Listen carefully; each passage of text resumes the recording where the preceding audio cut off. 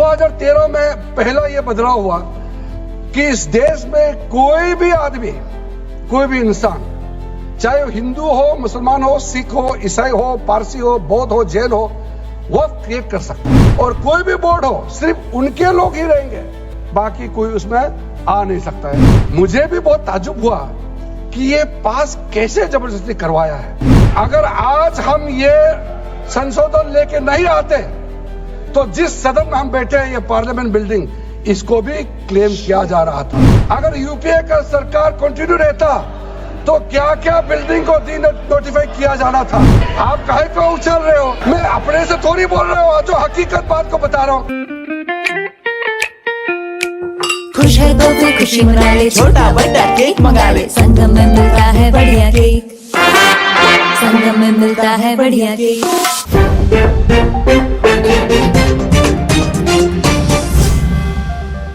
Amendment bill लाने का आवश्यकता सबसे ज्यादा शुरुआत कहां से हुई, मैं संक्षेप में बताना चाहता हूं। 2013 में, 2014 में हम सब चुनाव में गए और चुनाव में जाने से पहले 2013 में कुछ कदम ऐसे उठाए गए हैं जो आप सुन करके, आप सदस्य के रूप में भी और इस देश का नागरिक होने के कारण आपके दिमाग में यह बात जरूर सवाल उठेगा कि ऐसा कदम क्यों उठाया गया है।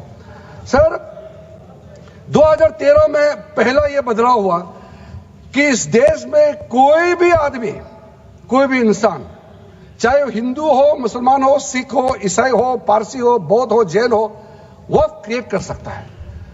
सबको मालूम है वक्फ एक मुसलमान का अल्लाह के प्रति अपना एक उसका एक पायस चैरिटेबल रिलीजियस पर्पस के लिए वक्फ क्रिएट किया जाता है, लेकिन उसमें डाइल्यूशन करके 2013 में कोई भी वक्फ क्रिएट कर सकता है।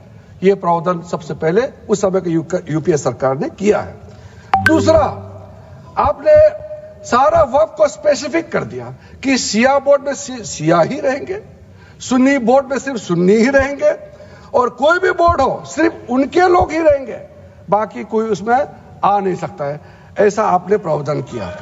तीसरा, 2008, सर आप शांति से सुनने के बाद आप जो भी पूछेंगे हमारा रिप्लाई तो आएंगे ही सर। डिबेट का आखिरी में है, मेरा फिर से रिप्लाई होगा। तो अभी मैं जब शुरुआत में कुछ दृष्टिकोण रख रहा हूं, इसमें कोई हस्तक्षेप ना करे, ध्यान से सुनिए ताकि हमारा डिबेट का स्तर भी ऊंचा रहे और तर्क भी सामने में आ जाए। सर, एक प्रावधान आया सेक्शन 108। उस सेक्शन 108 में यह लिखा गया है कि वक्फ बोर्ड का जो प्रावधान है इस देश में कोई भी मौजूदा कानून के ऊपर में रहेगा, ओवरराइडिंग इफेक्ट रहेगा। ऐसा आपने कानून बनाया है। इस देश में ऐसा कानून कैसे मंजूर कर सकते हैं अध्यक्ष महोदय जी? हर कानून अपना अपना हिसाब से चलता है, लेकिन एक कानून दूसरे कानून के ऊपर में ओवरराइडिंग इफेक्ट होगा, ये कोई भी मान्यता नहीं दे सकता है। उसके बाद सर, मैं कुछ प्रोपोगेंडा साथ में जुड़े हुए हैं उससे पहले, जो 2013 में मुझे भी बहुत ताज्जुब हुआ कि ये पास कैसे जबरदस्ती करवाया है। 2013 में वक्फ पे यूजर जो आपने प्रावधान डाला, उसके बाद 1970 से एक केस चल रहा था दिल्ली के अंदर में। दिल्ली के अंदर में हमारा सीजीओ कॉम्प्लेक्स है, पार्लियामेंट बिल्डिंग है, कई प्रॉपर्टीज है, और इसको वक्फ बोर्ड, दिल्ली वक्फ बोर्ड ने क्लेम किया कि ये वक्फ प्रॉपर्टीज है। उसके बाद ये केस चल रहा था अदालत में। उस समय यूपीए सरकार ने पूरा सारा जमीन को डी नोटिफाई करके वक्फ बोर्ड को दे दिया। 123 प्रॉपर्टी। अगर आज हम ये संशोधन लेके नहीं आते तो जिस सदन में हम बैठे हैं, ये पार्लियामेंट बिल्डिंग, इसको भी क्लेम किया जा रहा था। एयरपोर्ट, बसंत विहार, और अगर नरेंद्र मोदी जी का सरकार नहीं आते, अगर यूपीए का सरकार कंटिन्यू रहता तो क्या क्या बिल्डिंग को डी नोटिफाई किया जाना था।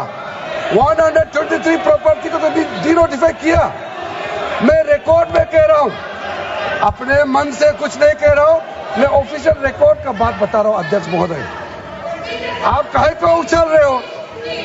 मैं अपने से थोड़ी बोल रहा हूँ, जो हकीकत बात को बता रहा हूँ। स्पर्श multi speciality hospital full time विशेषज्ञों की देखरेख में पैथोलॉजी और डायग्नोस्टिक की बेस्ट इन क्लास सुविधा, साथ ही दे रहा है न्यूनतम दर पर हेल्थ पैकेज की सुविधा। स्पर्श मल्टी स्पेशलिटी हॉस्पिटल, एक एहसास अपनेपन का। तीरंदाज।